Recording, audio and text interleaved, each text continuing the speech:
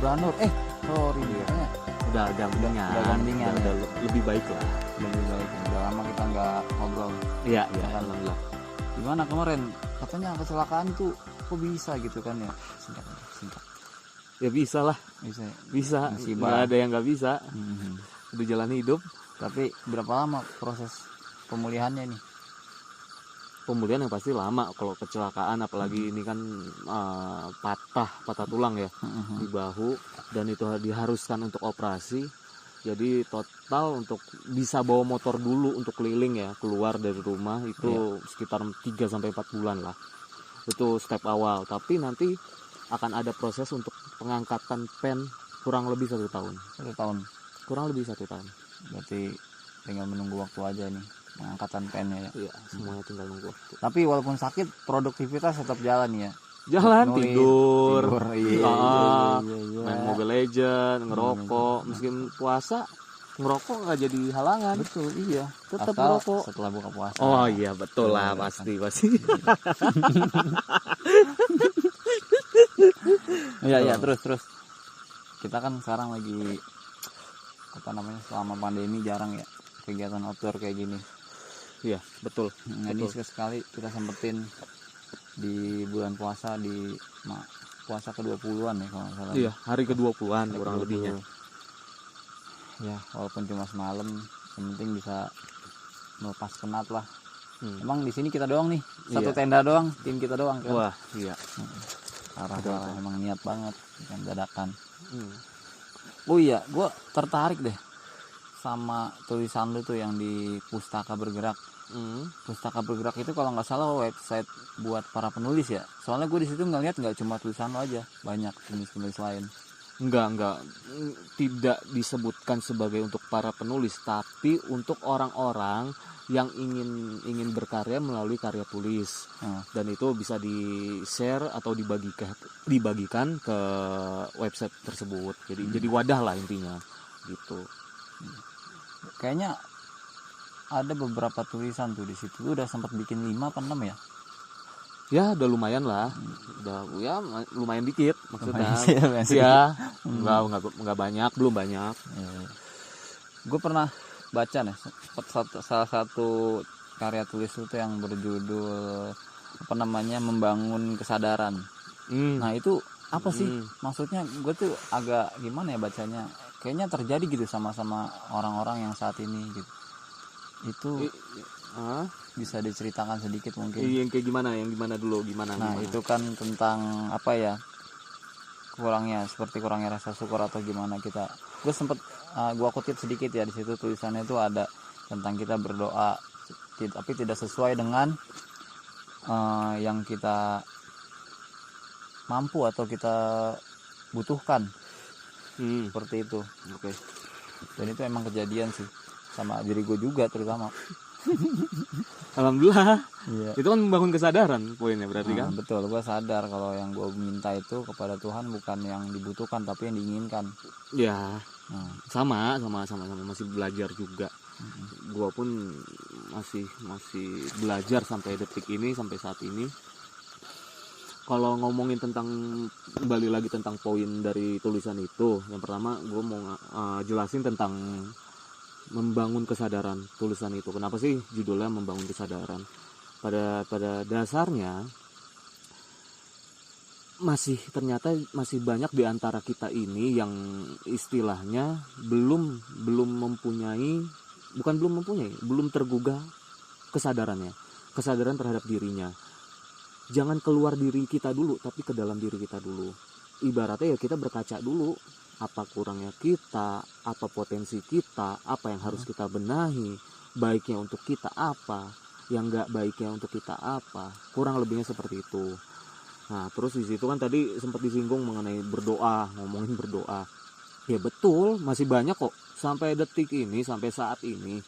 Kita di sini pun masih banyak orang yang berdoa, yang selalu meminta itu atas segala kemauannya, segala ilusi, imajinasinya yang istilahnya tuh hanya untuk kepribadiannya diri sendiri ataupun lingkup sekitarnya ataupun golongannya. Maksudnya ya untuk kepentingan pribadi yang semata-mata ya nggak ada faedahnya, kurang bermanfaat. Itu yang pertama. Terus berarti salah dong berdoa? Nggak salah, berdoa itu silakan berdoa, tapi kita harus tahu kembali lagi kesadaran kita sampai di mana kita meminta. Kita terlalu banyak meminta hingga lupa untuk bersyukur. Karena kenapa? Ya kita bisa bergerak, kita bisa bertemu, kita bisa ngerokok, kita bisa berbicara, itu udah termasuk rasa syukur yang begitu luar biasa. Hal itu aja kadang kita lupa. Pernah dikutip dari salah satu tokoh, Gus Chandra Malik. Beliau ngomong, caramu berterima kasih itu akan menunjukkan caramu menerima kasih. Jadi seperti apa? Dan itu kan berterima kasih itu ya bersyukur itu sendiri. Bersyukur itu menurut dari segi pandang gua, salah tolong dikoreksi, kalau kurang tolong ditambahin. Syukur itu ada terbagi 3. Syukur secara lisan itu ya berucap alhamdulillah, terima kasih, atau pujian-pujian yang lainnya lah. Syukur secara perbuatan itu adalah ketika misal pasangan A dan B itu lahir, punya anak nih ya, dia lahiran punya anak, setelah dari situ ya melakukan syukuran kayak gitu kurang lebihnya, contohnya itu perbuatan. Lalu ada satu lagi, syukur secara hati yang terus menerus, apapun kejadiannya itu dilakuin tanpa henti, itu secara hati, batin, jiwa, nurani, itu yang terus menerus. Contohnya seperti apa? Bisa mengucap alhamdulillah di dalam hati, atau mengucap nama-nama Tuhan, atau apapun itu, jadi dalam hati kayak gitu. Itu walaupun dalam keadaan senang ataupun susah ya. Ya sama, kembali lagi kayak ketika gua kecelakaan, gua tabrakan itu, gua nggak kecelakaan tunggal, gua itu ada orang lain lah intinya yang kena juga, suami istri, umurnya udah sepuh. Ketika gue bangun, gue udah sadar bahu gue ini udah patah, terus gue ngeliat kegeletak itu udah darah semua di mana-mana. Ya gue cuman bilang, ya Allah, hari ini, detik ini, jam sekian saya kecelakaan, alhamdulillah. Gue cuman pertama kali kayak gitu. Terus apa ya maksudnya ya, benakku cuman begitu doang. Sampai saat itu udah terhenti. Karena kenapa? Tiba-tiba kan kayak harus ngurusin orang lainnya itu sendiri, ngurusin diri gue harus komunikasi ke yang lain. Waktu itu kan ke teman-teman kerjaan dan si korban yang lainnya ya, kayak gitu. Oh iya, jadi buat teman-teman yang belum tahu Bro Hanur ini siapa, dia tuh teman kuliah gue juga dulu waktu di Unindra, satu jurusan juga, desain komunikasi visual Ya, yang di kafe ya. di kafe. Ya, Alhamdulillah. Berapa semester dulu Mas? 14 semester, 7 tahun. 7 tahun kuliah 7 tahun. ya, tapi Alhamdulillah. walaupun lama kita nggak lihat cepat atau lambatnya proses, tapi ilmu yang telah ditangkap itu bisa terserap dengan baik dan bisa diberikan kepada orang-orang. Amin. Lebih bermanfaat lah. Amin. Diri sendiri terutama, keluarga dan masyarakat. Gitu. Kegiatan lu apaan aja sih? Maksudnya selain kerja gitu kan, selain kuliah, lu tuh ngapain sih? Sebelumnya bulan Februari. Hobi lu ngapain? Bulan Februari kemarin kan gue resign dari Januari atau Februari ya, lupa pastinya. Itu resign dari kerjaan, mengundurkan diri dikarenakan memang kondisi gue yang waktu itu masih dalam tahap pemulihan, sehingga ya memang mau tidak mau untuk mengundurkan diri itu. Nah terus selepas dari situ ya, karena memang kondisinya masih pemulihan tuh, awalnya di rumah aja memang sampai bosan, sampai pada akhirnya ya gue ketemu sama beberapa orang. Untuk sejauh ini sih ya lebih banyak ketemu sama teman-teman yang baru dikenal ataupun teman-teman lama ya, kayak gitu kurang lebihnya, dengan catatan ya menambah wawasan di gua juga, menambah teman juga, lebih dekat lagi lah intinya. Berarti pasca kecelakaan itu udah nggak pernah mendaki lagi lah ya? belum ya. Karena emang belum kuat juga fisik buat nadaki mungkin sama buat bawa carrier ya, berarti ya kalau harus pakai porter. Iya, betul. Kayak gitu. Emang pernah kemana aja? Gunung mana aja yang pernah dinaikin? Sedikit aja. Yang berkesan aja deh. Ya, yang berkesan tuh yang ada berapa gunung? Sebetulnya semua tempat berkesan ya. Semua tempat itu berkesan. Jalannya pun sama siapa, berpergiannya sama siapa itu berkesan. Tapi yang paling berkesan dalam artian banyak pembelajaran tuh ya, salah satunya ada di Gunung Lawu sama Gunung Sumbing. Ya mana tuh waktu itu ke sana? Waktu itu kalau di Gunung Lawu sama teman-teman dari Kedai Tilil, kurang lebih ada 20 orang lah. Kedai Tilil yang ada di Jakarta Timur itu ya? Iya. Jadi kurang lebih ada 20 orang nanjak ke sana. Kebetulan kita dari 20 orang itu kurang lebihnya kita bagi tim. Di situ gue kedapatan lupa tim apa, isinya 4 sampai 5 orang, lupa pastinya. Terus dari situ ada satu kejadian di mana ketika itu lagi cuaca memang dikasihnya hujan terus. Gue jatuh di Gunung Lawu, gue jatuh merosot itu sekitar 1 sampai 2 meter. Temen gue awalnya ngetawain semuanya, kayak si Indra, Bayu, si Bazlul itu pada ngetawain. Ya itu gue sempet bete, gue bete, kesel, gimana sih ya, kurang ngajar nih temen kok malah ketawain duluan bukan dibantuin. Guanya udah parah ya, udah kotor, capek, fisik segala macem. Udahlah, singkat cerita selesai kejadian itu nggak lama itu ada burung jalak lawu di sana. Hitam bukan sih? Iya yang hitam. Burung jalak lawu di sana dikenalnya namanya jalak lawu. Di sana tiba-tiba ada di depan kita, terus burung itu nuntun kita ke jalan yang kita harus tapaki. Dan ternyata ya ketika kita coba untuk ngikutin jejak burung itu, alhamdulillahnya ya berhasil. Maksudnya kita tuh selamatnya dalam artian ya kita nggak kepleset lagi karena memang jalannya itu licin banget. Oh, pas hujan atau gimana? Iya, itu kondisinya hujan. Jadi dari situ gue cuman langsung bilang secara spontan ke teman-teman yang lain, ke 3 orang teman yang lain, Allah tuh baik banget ya. Sesusah apapun kita ditolong dengan cara yang paling sederhana sekalipun. Dari situ gue nangis, senangis-nangisnya. Terus habis nangis gue lari di trek tuh, lari ke atas. Itu diteriakin sama teman-teman, "Woi Hanur, berhenti." Bilang kayak gitulah. Berhenti. Udah akhirnya gue berhenti. Kenapa sih? Lu jangan nangis sambil lari-larian kayak gitu, nanti disangka orang macem-macem. Nah kayak gitu. Iya udahlah. Terus itu salah satunya. Kalau di Gunung Sumbing itu gua alhamdulillah dikasih lumpuh.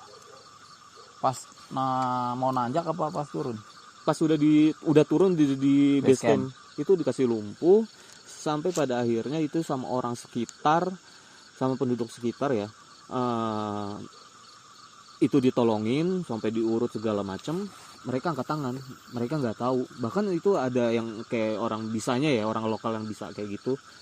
Itu angkat tangan semuanya. Jadi hal-hal yang kayak gitu pun ada sangkut pautnya intinya lah. Sampai pada satu titik gua pun diantar ke rumah singgah di daerah Wonosobo selepas dari base camp. Diantar ke situ, diurut pun itu masih sama.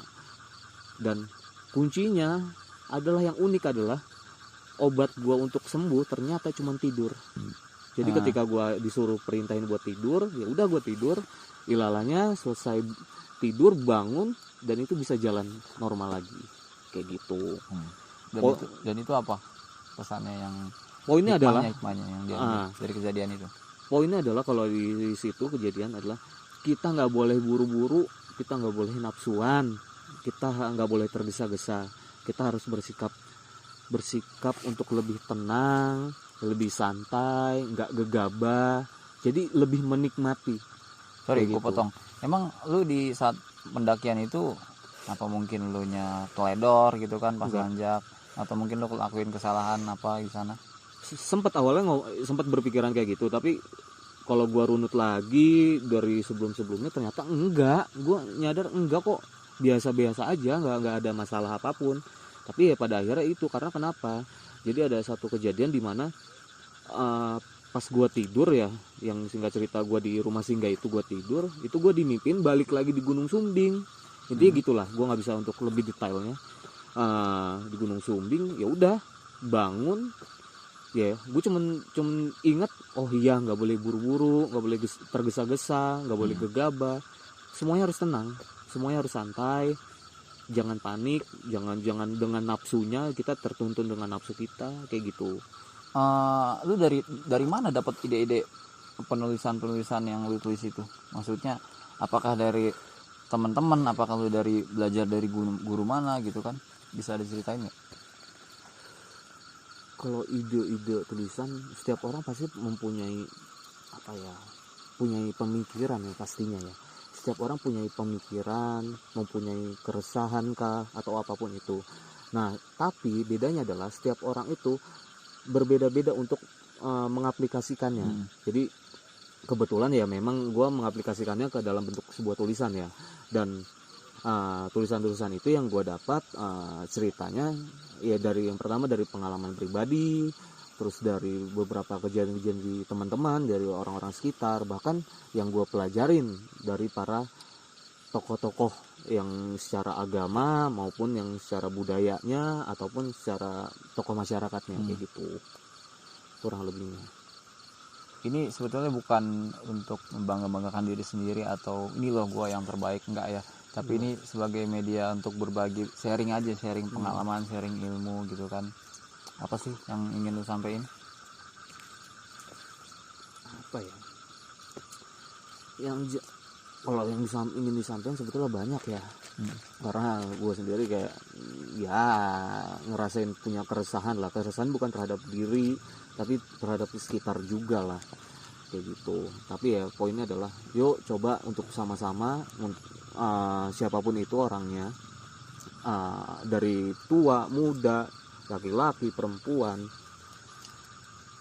coba untuk mulai membangun kesadaran diri. Karena poin utama ketika kita ingin lebih dinamis lagi, ingin lebih terbuka lagi wadah diri kita ini ya, poin utamanya adalah awalnya membangun kesadaran diri. Memang sih mungkin terlihatnya agak susah, terdengarnya agak susah, tapi bisa kok. Susah kan bukan berarti nggak bisa. Betul. Bagaimana caranya kita aja gitu ya. Iya kan, kalau untuk membangun kesadaran sendiri itu kita bisa menilai diri kita tuh seperti apa, yang bagaimana karakter kita, terus yang marahnya itu seperti apa, yang menyayanginya itu yang bagaimana, terus habis itu kita bisa mengenal potensi diri kita. Nah itu poinnya di situ juga, salah satu poinnya ya.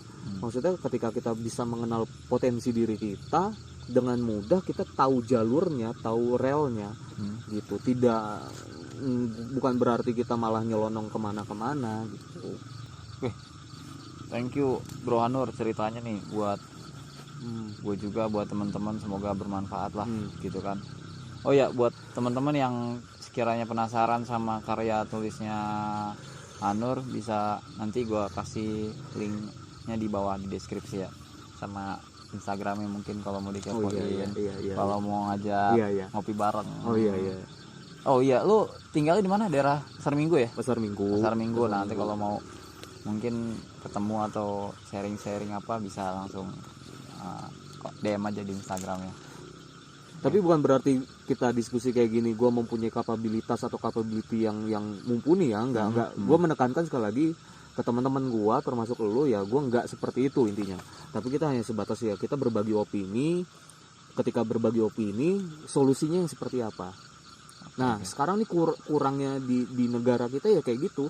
Kita tuh kurang untuk ngeguyup, kurang untuk berdiskusi sama-sama, terus untuk memberikan solusi yang baik itu seperti apa. Jadi dengan mudahnya orang-orang saat ini adalah mudahnya tuh mengambil keputusan begitu aja tanpa melihat dampak A, B, C, D ataupun yang lainnya. Kayak gitu. Bahkan sekarang tuh yang lebih miris itu jumlah followers itu lebih berpengaruh ya. Iya.